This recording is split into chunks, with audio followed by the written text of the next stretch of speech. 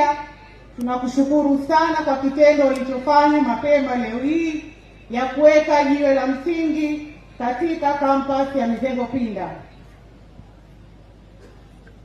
Tunakushukuru sana kwa kazi ile na tunakupongeza sana. Mheshimiwa Waziri Mkuu, tunakuomba utufikishie salamu zetu kwa Daktari Samia Suluhu Hassan kwa kutuwezesha kupitia mradi wa HEET kuweza kujenga majengo uliyoweka jiwe la msingi mapema leo, jengo la taaluma na jengo la bweni katika kampasi ya Mizengo Pinda.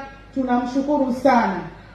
Lakini kama alivyosema mbunge wa viti maalum dada yangu Janet Pinda, nitoe wito kwa watu wa Mpimbwe, watu wa mkoa wa Katavi na majirani kuyatumia majengo yale kwa uhakika na kwa upasavyo, kutumia fursa ile ili kuona kwamba lile lengo la mradi huu wa HEET ambao unalenga kuleta mabadiliko ya uchumi kupitia elimu basi lifanikiwe.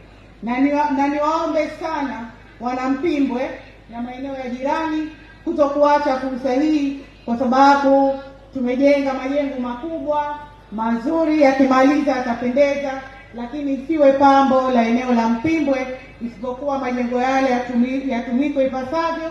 Na kama tulivyoambiwa, kozi ambazo zitatolewa pale zinaendana kabisa na shughuli za kiuchumi za eneo hili la Mpimbwe, lakini pia na maeneo ya jirani.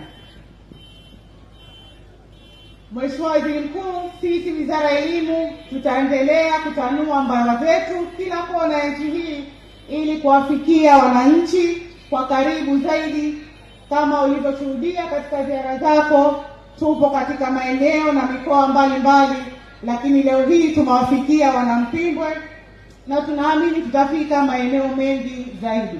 Baada ya kusema hayo, Mheshimiwa Waziri Mkuu, nikushukuru kwa fursa hii na nashukuru sana kwa kufika hapa Mpimbwe, na tunakushukuru sana kwa kutuwekea jiwe la msingi. Mpimbwe oye!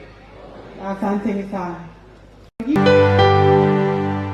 Wanawake Media, kimbilio la wanawake.